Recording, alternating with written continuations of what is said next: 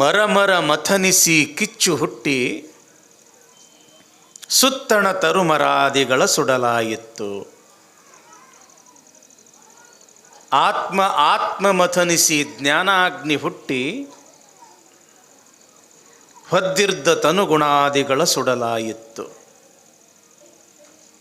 ಇದು ಕಾರಣ ಮಹಾನುಭಾವಿಗಳ ಸಂಘವನ್ನೇ ಕರುಣಿಸಿ ಎನ್ನ ನುಳುಹಿಕೊಳ್ಳ ಚೆನ್ನಮಲ್ಲಿಕಾರ್ಜುನ.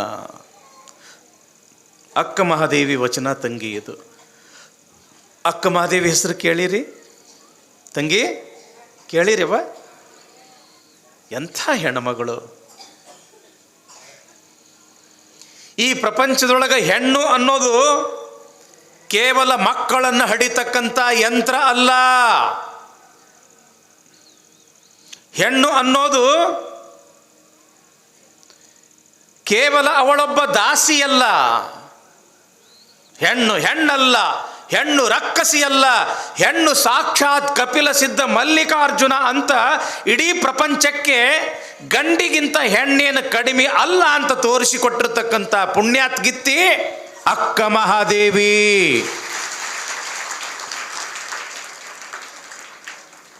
ಅವಳು ಬರೆದಿರ್ತಕ್ಕಂಥ ವಚನಗಳು 1, 2, ನೂರಾರು. ನೋಡ್ರಿ ಎಷ್ಟು ಚಂದದ ಈ ವಚನ.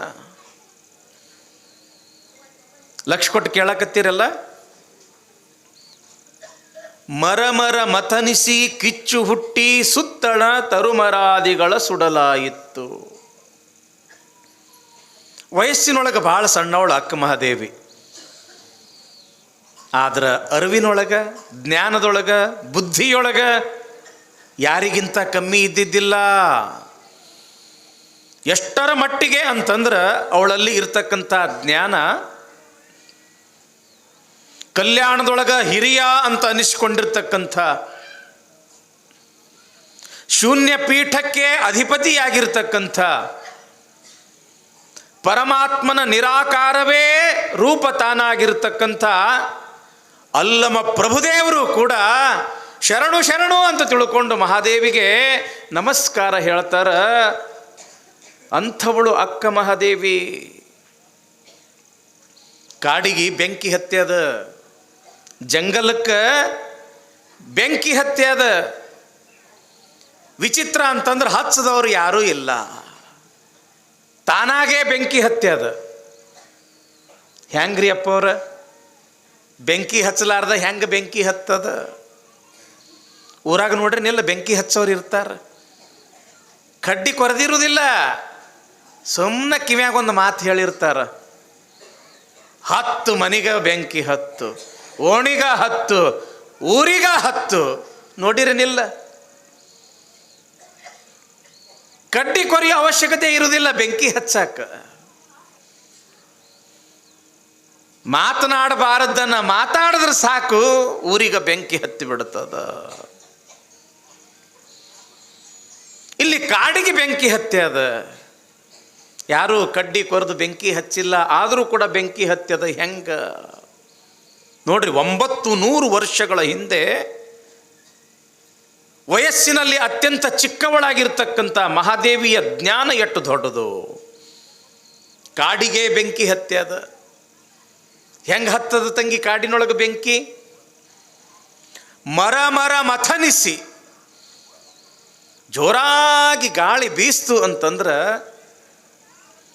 ಮರದ ಟೊಂಗೆಗಳು, ಫಂಟೆ ಅಂತೀರೇನು ನೀವು? ಆ ಮರದ ಟೊಂಗೆಗಳು ಒಂದಕ್ಕೆ ಒಂದು ಗಾಳಿಯ ರಭಸಕ್ಕೆ ತಿಕ್ಕಿ ತಿಕ್ಕಿ ತಿಕ್ಕಿ ಏನಾಗ್ತದ? ಅಲ್ಲಿ ಬೆಂಕಿ ಹುಟ್ಟುತ್ತದೆ. ಈಗೆಲ್ಲ ಇವು ಕಡ್ಡಿಪಟ್ನ, ಲೈಟರ್ ಅಂತ ಬಂದಾವ. ಮೊದಲೆಲ್ಲಿದ್ದು ತಂಗಿ ಕಡ್ಡಿಪಟ್ನ? ಇಲ್ಲಿ ಮುತ್ಯಗಳದಾರ, ಹಳೆ ಅಜ್ಜಗಳದಾರ, ಕೇಳ್ರಿ ಅವರಿಗೆ. ಚಕಮಕಿ ಅಂತ ಇದ್ದು ಅವಾಗ.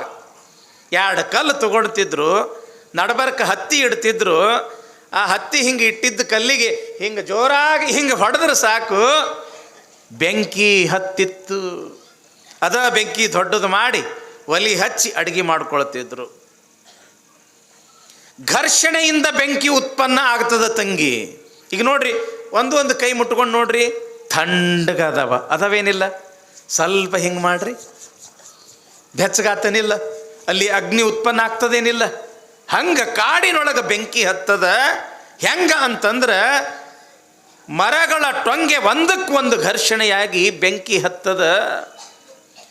ಅಲ್ಲಿ ಬೆಂಕಿ ಹತ್ತು ಅಂತಂದ್ರೆ ಗಿಡ ಎಲ್ಲ, ಕಾಡೆಲ್ಲ ಸುಟ್ಟು ಬೂದಿ ಆಗ್ತದ.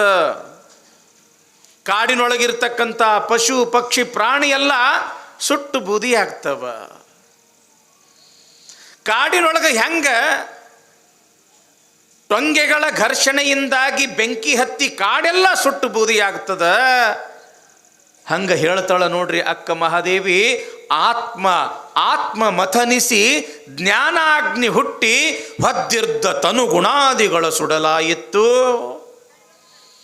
ಎಲ್ಲಿ ಪಾಠ ನಡೀತದ, ಪ್ರವಚನ ನಡೀತದ, ಇಂಥ ಮಹಾತ್ಮರ ಉಪದೇಶ ನಡೀತದ, ಅಲ್ಲಿಯೂ ಕೂಡ ಬೆಂಕಿ ಹತ್ತದ ಅಂತಾಳ ಅಕ್ಕ ಮಹಾದೇವಿ. ಹೇಳ್ತಕ್ಕಂಥ ಒಂದು ಆತ್ಮ, ಕೇಳ್ತಕ್ಕಂಥ ಇಷ್ಟೊಂದು ಆತ್ಮಗಳ ಮಧ್ಯದೊಳಗ ಚಿಂತನ ಮಂಥನ ನಡೀತದ. ಇಲ್ಲಿ ಎಂಥ ಬೆಂಕಿ ಹುಟ್ಟುತ್ತದ ಅಂತಂದ್ರೆ ಜ್ಞಾನಾಗ್ನಿ, ಅರಿವು, ತಿಳುವಳಿಕೆ, ಜ್ಞಾನ ಎಂಬತಕ್ಕಂಥ ಬೆಂಕಿ ಹುಟ್ಟುತ್ತದೇನಿಲ್ಲ. ಬಸವ ಪುರಾಣ ಕೇಳಾಕ ಬಂದೀರಿ, ಶ್ರದ್ಧೆಯಿಂದ, ನಿಷ್ಠೆಯಿಂದ, ಭಕ್ತಿಯಿಂದ 4 ಒಳ್ಳೆಯ ನುಡಿಗಳನ್ನು ಕೇಳ್ತೀರಿ.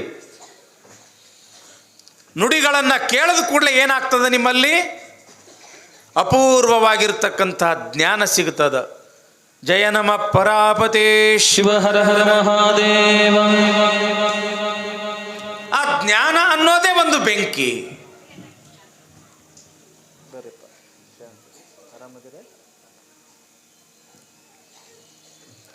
ಜ್ಞಾನ ಅನ್ನೋ ಬೆಂಕಿ ಹುಟ್ಟಿತು ಅಂತಂದ್ರೆ ಬೆಂಕಿ ಸ್ವಭಾವ ಏನು ತಂಗಿ? ಸುಡುದು, ಹೌದಲ್ಲ? ನಿಮ್ಮ ಲಕ್ಷ್ಯ ಈ ಕಡೆ ಇದ್ರೆ ಚೆನ್ನಾಗಿರ್ತದ ಅಂತ. ಹೆಂಗಂತಂದ್ರೆ ಇದು ಭಾಳ ಚಂದ ಪ್ರವಚನ ನಡೆದಿರ್ತದ, ಗಾಡಿ ಮಸ್ತ್ ನಡೆದಿರ್ತದ. ನಡ್ಬರ್ಕ್ ಒಂದು ರೋಡ್ ಬ್ರೇಕ್ ಬತ್ತು ಅಂತಂದ್ರೆ ಮತ್ತೆ ಗಾಡಿ ಸ್ಲೋ ಮಾಡಿ, ಮತ್ತು ಫಸ್ಟ್ ಗೇರ್ ಹಾಕ್ಕೊಂಡು, ಸೆಕೆಂಡ್ ಗೇರ್ ಹಾಕ್ಕೊಂಡು, ಥರ್ಡ್ ಗೇರ್ ಹಾಕ್ಕೊಂಡು ಮತ್ತೆ ಟಾಪಿಗೆ ಒಯ್ಬೇಕಾತು ಅಂತಂದ್ರೆ ಮತ್ತೆ ಟೈಮ್ ಹಿಡಿತದೆ. ಹಿಂಗೆ ನಮ್ಮ ಪರಿಸ್ಥಿತಿ. ಜಯ ನಮ ಪರಾಪತೇ ಶಿವ ಹರ ಹರ. ಯಾವಾಗ ಇಲ್ಲಿ ಪಾಠ ಪ್ರವಚನ ಬಸವ ಪುರಾಣ ಎಂಬತಕ್ಕಂಥ ಉಪದೇಶ ನಡೀತದ, ಇಲ್ಲಿಯೂ ಕೂಡ ಒಂದು ಬೆಂಕಿ ಹುಟ್ಟುತ್ತದ. ಅದು ಎಂಥ ಬೆಂಕಿ ಅಂತಂದ್ರೆ ಜ್ಞಾನ. ಬಸವಾದಿ ಪ್ರಮಥರ ವಿಚಾರಧಾರೆಗಳು, ಬಸವಾದಿ ಪ್ರಮಥರ ಅಪೂರ್ವವಾಗಿರ್ತಕ್ಕಂಥ ಮಾನವೀಯ ಮೌಲ್ಯಗಳು ಎಂಬತಕ್ಕಂಥದ್ದು. ಕಾಯಕ ಅಂದ್ರೇನು, ದಾಸೋಹ ಅಂತಂದ್ರೇನು, ಸಮಾಧತೆ ಅಂದ್ರೇನು, ಶಿವಾನುಭವ ಅಂದ್ರೇನು, ಅಷ್ಟಾವರಣ, ಪಂಚಾಚಾರ, ಶಟಸ್ಥಲ ಎಂಬತಕ್ಕಂಥ ಅಪೂರ್ವ ಜ್ಞಾನ ಎಂಬತಕ್ಕಂಥ ಆ ಬೆಂಕಿ ಹುಟ್ಟಿತು ಅಂತಂದ್ರೆ ತಂಗಿ ಏನು ಸುಡ್ತದ ಅಂತಂದ್ರೆ ಒಂದಲ್ಲ ಎರಡಲ್ಲ 7 ಜನ್ಮದಲ್ಲಿ ಮಾಡಿರ್ತಕ್ಕಂಥ ಪಾಪ ಅನ್ನೋದು ಸುಟ್ಟು ಬೂದಿಯಾಗಿ ನಾವೆಲ್ಲರೂ ಕೂಡ ಪುಣ್ಯಾತ್ಮರಾಗ್ತೀವಿ. ಹೇಳುವಾತನ ಜನ್ಮ ಧನ್ಯ ಆಗ್ತದ, ಕೇಳುವಾತ ನೀವೇನದಿರಲ್ಲ ನಿಮ್ಮೆಲ್ಲರ ಜನ್ಮ ಧನ್ಯ ಆಗ್ತದ ತಂಗಿ. ಅದಕ್ಕಂತಳೆ ಇಲ್ಲಿ ಅಕ್ಕ ಮಹಾದೇವಿ, ಮಹಾನುಭಾವಿಗಳ ಸಂಘವನ್ನೇ ಕರುಣಿಸಿ ಎನ್ನ ನುಳುಹಿಕೊಳ್ಳ ಚೆನ್ನ ಮಲ್ಲಿಕಾರ್ಜುನ. ಜೀವನ ಅಂತಂದ್ರೆ ನಮ್ಮ ಜೀವನದೊಳಗೆ ಬಹಳ ಜನ ಬಂದು ಹೋಗ್ತಾರ. ತಂದೆ ತಾಯಿ, ಅಕ್ಕ ತಂಗಿ, ಬಂಧು ಬಳಗ, ಬೀಗರು, ನೆಂಟರು, ಸ್ನೇಹಿತರು, ಸ್ನೇಹಿತೆಯರು, ಬಹಳಷ್ಟು ಜನ ಬಂದು ಹೋಗ್ತಾರೆ. ಆದ್ರೆ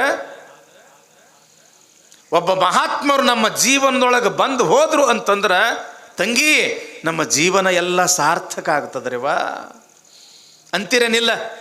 ಖೇಡ್ಗಿ ಮುತ್ತಿಯವರು ಬಂದಿದ್ರು ನಮ್ಮ ಮನೆಗೆ, ಖೇಡ್ಗಿ ಮುತ್ತಿಯವ್ರು ಬಂದಿದ್ರು ನಮ್ಮ ಹೊಲಕ್ಕೆ, ಖೇಡ್ಗಿ ಮುತ್ತಿಯವ್ರು ಬಂದಿದ್ರು ನಮ್ಮ ಅಂಗಡಿಗೆ. ಅವ್ರು ಯಾವಾಗ ಬಂದು ಪಾದ ಹಾಕಿ ಹೋಗ್ಯಾರ ಅಂದಿನಿಂದ ನಮಗೆ ದೇವ್ರು ಏನು ಕೊರತೆನೇ ಮಾಡಿಲ್ಲ, ಅಗ್ದಿ ಬಂಗಾರದ ಹೊಗೆ ಆಡಕತ್ತದ ನಮ್ಮ ಮನ್ಯಾಗಂತಾರ. ಅಂತಾರೇನಿಲ್ಲ? ಜನಸಾಮಾನ್ಯರು ನಮ್ಮ ಜೀವನದೊಳಗೆ ಬಂದು ಹೋಗುದ ಬೇರೆ,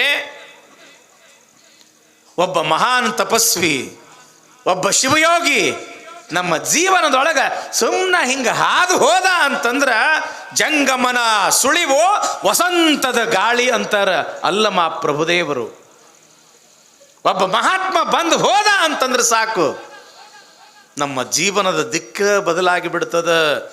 ಒಂದು ಒಳ್ಳೆಯ ದಿಕ್ಕಿನೊಳಗೆ ನಮ್ಮ ಜೀವನ ನಡ್ಕೊಂಡು ಹೋಗ್ತದ. ನನ್ನ ಜೀವನದೊಳಗೆ ಯಾರು ಬಾರದೇ ಇದ್ರೂ ಕೂಡ ನಡೀತದ. ಮಹಾನುಭಾವಿಗಳು ಬರಬೇಕು, ಜ್ಞಾನಿಗಳು ಬರಬೇಕು, ಶರಣರು ಬರಬೇಕು, ಸಂತರು ಬರಬೇಕು, ತಪಸ್ವಿಗಳು ಬರಬೇಕು. ಅಂದಾಗ ನನ್ನ ಜನ್ಮ ಸಾರ್ಥಕ ಅಂತಾಳೆ ಅಕ್ಕ ಮಹಾದೇವಿ. ಹೌದಲ್ಲ? ಮಹರ್ಷಿ ವಾಲ್ಮೀಕಿ ಹೆಸರು ಕೇಳಿರೇನಿಲ್ಲ? ಬ್ಯಾಡನವ ಬ್ಯಾಟಿ ಆಡೋದು. ಯಾರು ಭೇಟಿಯಾದರು ಅವನ ಜೀವನದೊಳಗೆ? ನಾರದ ಮಹರ್ಷಿಗಳು ಭೇಟಿಯಾದರು. ರಾಮ ರಾಮ ಅನ್ನೋ ನಿನ್ನ ಜೀವನ ಸಾರ್ಥಕ ಆಕೈತಿ ಅಂತೇಳಂದ್ರು ನಾರದ ಮಹರ್ಷಿಗಳು. ರಾಮ ರಾಮ ಅನ್ನಕ ಬರಲಿಲ್ಲ ಅವನಿಗೆ. ಏನಂದ? ಮರ ಮರ ಮರ ಮರ ಅಂದ. ಮರ ಮರ ಹೋಗೇನಾತು? ರಾಮ ರಾಮ ರಾಮ ರಾಮ. ಸಾಕ್ಷಾತ್ಕಾರ ಆತು. ರಾಮಾಯಣವನ್ನೇ ಬರೆದ ರಾಮನ ದರ್ಶನ ಆತು.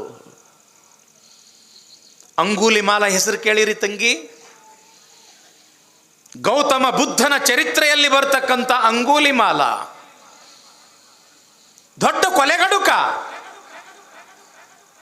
ಹಾದಿ ಬೀದಿಗೆ ಬರ್ತಾ ಇರ್ತಕ್ಕಂಥ ಜನರನ್ನ ದರೋಡೆ ಮಾಡಿ, ಕೊಲೆ ಮಾಡಿ, ಅವರ ಹೆಬ್ಬರಳಗಳನ್ನು ಕತ್ತರಿಸಿ ಮಾಲೆಗಳನ್ನು ಮಾಡಿ ಕೊಳ್ಳಾಗ ಹಾಕೊಳ್ತಕ್ಕಂಥವನು ಅಂಗುಲಿಮಾಲ. ಯಾವಾಗ ಗೌತಮ ಬುದ್ಧನ ದರ್ಶನ ಆತು,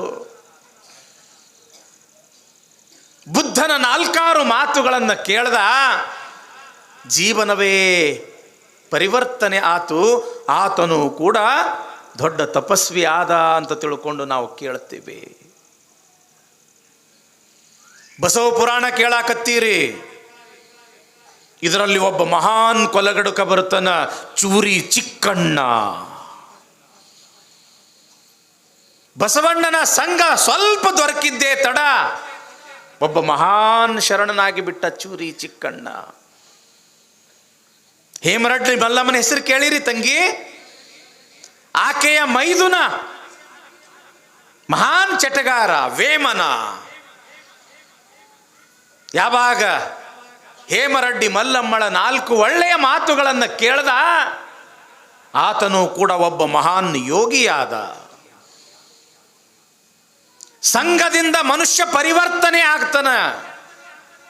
ಅದಕ್ಕೆ ಬಸವಣ್ಣವರಂತಾರ, ಸಾರ ಸಜ್ಜನರ ಸಂಘ ಲೇಸ ಕಂಡಯ್ಯ, ದೂರ ದುರ್ಜನರ ಸಂಘ ಅದು ಭಂಗವಯ್ಯ. ಯಾರ ಸಹವಾಸ ಮಾಡುವುದರಿಂದ, ಯಾರ ಸಂಘ ಮಾಡುವುದರಿಂದ ನಿನ್ನ ಬದುಕಿಗೆ ಒಂದು ಬೆಳಕು ಸಿಗ್ತದ, ಅಂಥವ್ರು ಸಹವಾಸ ಮಾಡಪ್ಪ. ಅದನ್ನು ಬಿಟ್ಟು ಮನೆ ಹಾಳರ ಸಹವಾಸ ಮಾಡದಿ ಅಂತಂದ್ರೆ ಮನೆ ಹಾಳಾಗೋದು ನಿಂದ ಅಪ್ಪ. ಒಳ್ಳೆಯವರ ಸಂಘ ಮಾಡು, ನೀನು ಒಳ್ಳೆಯವನಾಗ್ತಿ.